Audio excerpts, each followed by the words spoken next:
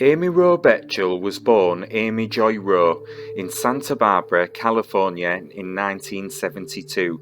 She graduated from the University of Wyoming, where she met her husband Steve Bechtel.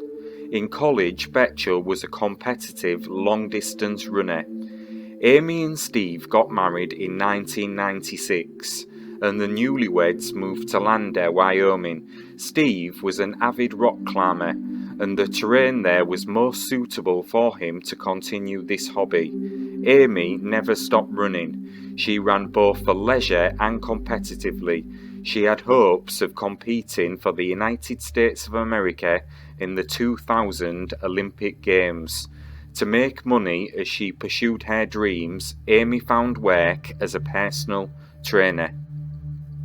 On the morning of July the 24th, 1997, Bechtel told her husband Steve she was planning on running several errands in town after teaching a children's weightlifting class at the Wind River Fitness Center.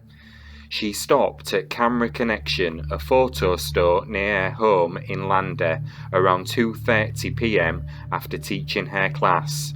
Following her time at the photo store, she stopped by Gallery 331, where she spoke to proprietor Greg Wagner.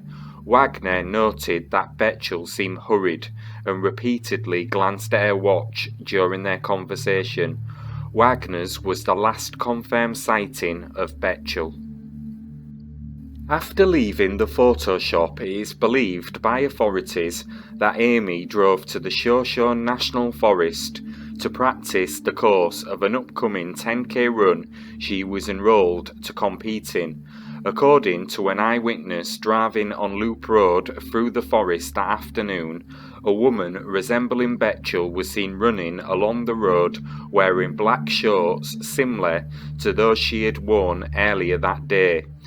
At 4:30 p.m, Steve returned home, having spent the day with a friend, and found his wife absent. When Steve returned from his all-day rock climbing trip, Amy was not home. At 8:15 p.m, he visited his neighbours Todd and Amy Skinner, who were making dinner. She was still not home at that time, but he was not too concerned. However, at around 11 p.m, when the Skinners returned from a movie, he came to them and said that she still had not come home. The Skinners drove along several roads where they believed Amy would have went jogging. Steve stayed behind, hoping that she would call. At around 1 a.m, after driving on Loop Road for about an hour, the Skinners found her white Toyota station wagon. They searched the area but found no trace of her. By morning, the search expanded dramatically. Eventually, more than 500 people covered a 20-mile radius. Only one clue was found.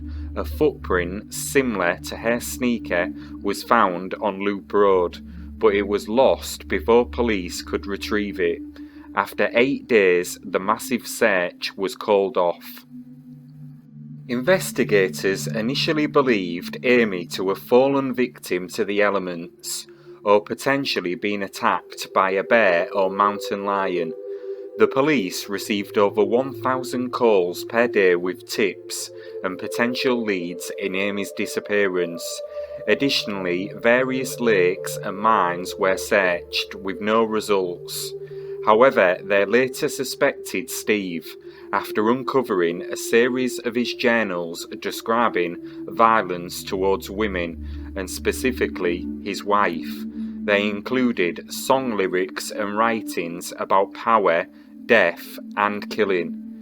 Detectives interrogated Steve on August 1st, 1997, falsely claiming to have evidence proving he had murdered his wife.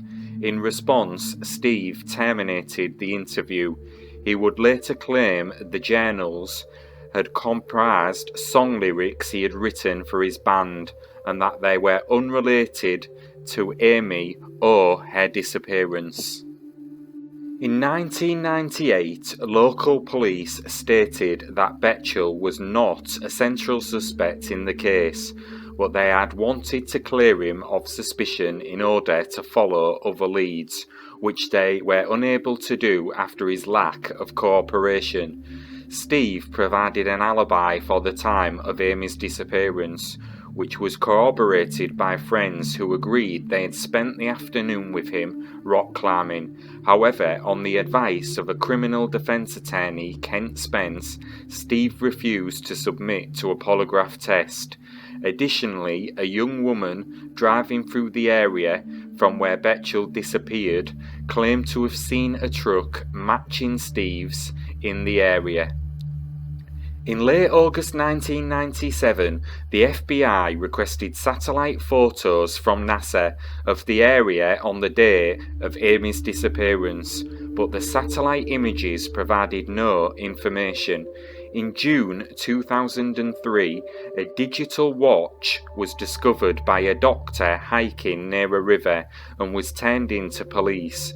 It was noted to be similar to a watch Amy had owned at the time of her disappearance. However, law enforcement was unable to determine whether or not the watch belonged to her.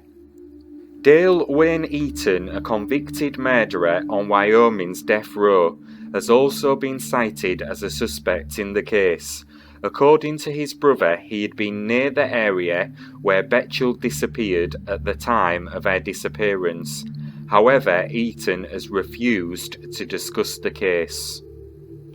In a 2007 interview with the Billings Gazette, Sheriff Sergeant Roger Reeser stated, "I believe it was a homicide, and I believe what happened to her happened on the day she disappeared. In my mind, there is only one person that I want to talk to, only one person who has refused to talk to law enforcement, and that's her husband." To this day, Amy's case still remains unsolved.